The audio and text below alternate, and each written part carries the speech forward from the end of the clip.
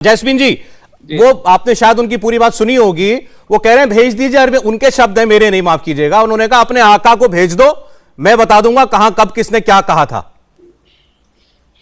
सौरभ जी, मैंने सुनी इनकी पूरी जितनी भी अभद्र भाषा में इन्होंने बात करी है, और इससे इनका व्यक्तित्व साफ सामने आ जाता है कि ये व्यक्ति जिसके सामने कह रहे हैं कि 2017 में ये बात हुई, देशद्रोह की बात उसके सामने हुई, और अपने आप को देशभक्त किस एंगल से कह सकता है कि 5 साल ये चुप रहा, और बीजेपी के कहने पे पंजाब चुनाव के 4 दिन पहले ये बोलता है अरे मुझे तो ऐसे ही याद आ गई।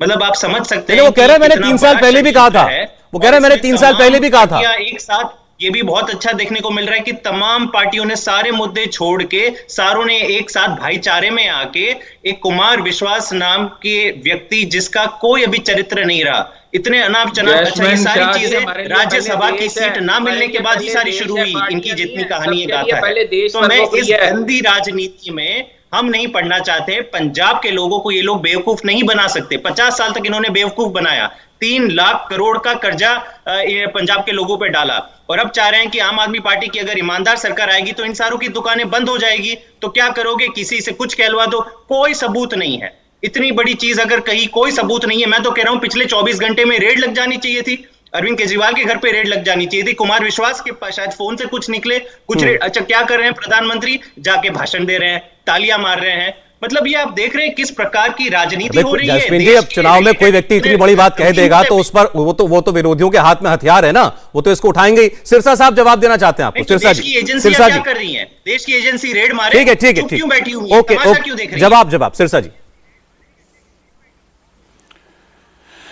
देखियो, जब तो आम आदमी पार्टी किसी पे दोष लगाए तो कहे जी हमने कह दिया, हम ही कचहरी, हम ही कोर्ट, हम ही वकील, हमने कह दिया तो भगवान का कहा है, ठीक है, इलेक्शन के बाद माफी मांग लेंगे। कोई दूसरा बोले तो कहो जी सबूत लाओ। अच्छा, सबूत लाएंगे, कहेंगे हमारी मर्जी का लाओ। आप उनकी मर्जी का सबूत नहीं लाओगे तो मानेंगे नहीं। भाई मैं तो एक बात पूछता हूं, ये सारी बातों को दरकिनार कर दो, बस ये बता दो कि सारे ही लोग जिनको आप ईमानदार कहते थे, अगर तुम अच्छे थे तो सारे लोग तुम्हें छोड़कर क्यों भागे? Dharamvir Gandhi, Harjinder Khalsa member parliament, Dharamvir Gandhi member parliament, HS. Phoolka, Sandhu जो ट्रिब्यून के एडिटर थे और पंजाब चैनल के मुखी थे, जिनको एमएलए बने छोड़कर भागे, और जिनको आपने पार्टी में से छोटेपुर, जिनको आपने बाद में जलील करके बेइज्जत करके पार्टी में से निकाला, जर्नैल सिंह जिनको आप दिल्ली से लेके गए और बेचारों को कितना बेइज्जत किया, इस दुनिया में नहीं रहे, उनको पार्टी में से जलील करके बाहर निकाला। मैं तो पूछना चाहता हूं, तुम ही इनको ईमानदार कहते थे, तुम ही इनको अच्छा कहते थे। अगर तुम अच्छे हो तो इतने लोग तुम्हारे खिलाफ क्यों चले गए तुम्हारी पार्टी से ही? क्यों?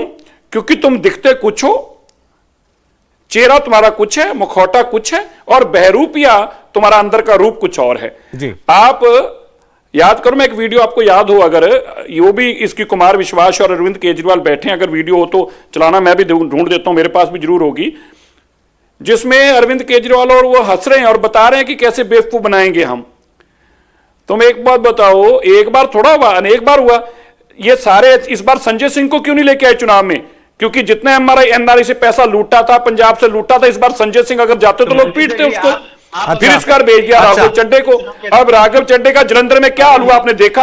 एक मिनट, क्यों जैस्मिन इस बार एनआरआई कहां गए सारे? बोलिए जैस्मिन, सारे पैसे लेके आए थे एनआरआई के, कहां गए वो सारे लोग? हंसी आ रही है कि भाजपा टीवी स्टूडियो में बैठ के ये सर्टिफिकेट दे रही है कि तो आपको आएगी, पंजाब पे हंस तो रही हैं पार्टियों में कौन आता है जाता है। आज Guinness book of world record में सबसे बड़ा रिकॉर्ड एमएलए को खरीदने का अगर काम किया है वो अमित शाह ने और भाजपा ने किया है। जहां जहां आप जाइए, गोवा में कांग्रेस के सारे एमएलए खरीद लिए, मणिपुर में खरीद लिए, कितने ऐसे स्टेट से कांग्रेस के सारे एमएलए, ज्योतिरादित्य सिंधिया और उनकी आदि पलटन को खरीद लिया। तो आप तो ये सर्टिफिकेट ना बांटिए। देश की राजनीति को गंदा निचले स्तर पे सबसे जो 70 साल में नहीं हुआ वो काम आप लोगों ने किया है। कृपया आप ये सर्टिफिकेट ना बांटे, और जितने लोग आम आदमी पार्टी से गए हैं उससे ज्यादा लोग। तो कुमार विश्वास अपने इल्जामों पर कायम है, आम आदमी पार्टी भी हमलावर है, और एक बार फिर दोनों के बीच आप देख रहे हैं वाक युद्ध, हालांकि सीधे नहीं लेकिन हमारे माध्यम से जरूर चल रहा है। खड़्याल से अपनी बात कहिएगा। जी, मैं ये कह रहा था कि केजरीवाल साहब जो मुखौटा पहन के घूम रहे थे सच्चाई का, ईमानदारी का, वो आज इनके खुद के पुराने नजदीकी और आम आदमी पार्टी के बड़े नेता ने उतार दिया और सच्चाई सबके सामने रख दी है। और दूसरी बात साहब, एक साहब ये ना डॉट्स बहुत ज्यादा कनेक्ट हो रहे हैं। आप एक चीज देखिए कि चिंटू जी ने जो जैसे कुमार विश्वास साहब ने कहा कि अगर और बोलेंगे तो मैं सब कुछ आगे रख दूंगा, अगर आप ज्यादा करेंगे ऐसा उसा मैं सब कुछ एक्सपोज कर दूंगा।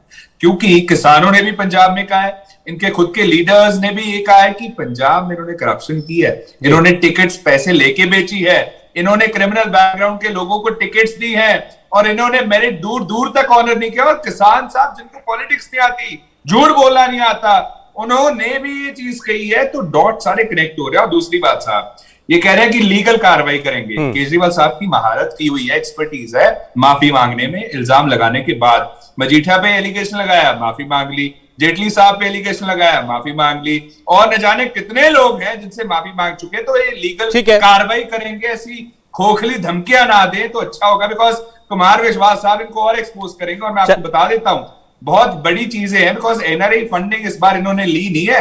पिछली बार इन्होंने बहुत एनआरआई फंडिंग ली थी, इस बार ना तो बाहर गए ना कोई फंडिंग का सामने आया। और जो अशोक मित्तल है, इनके पुराने लीडर रह चुके हैं, कोऑर्डिनेटर, उन्होंने बताया कि ये 5-5 लाख की कोऑर्डिनेटरशिप बेच रहे थे। इंडिया टीवी हर वक्त हर जगह डाउनलोड करने के लिए सर्च करें India TV news Google play store या ऐप स्टोर पर।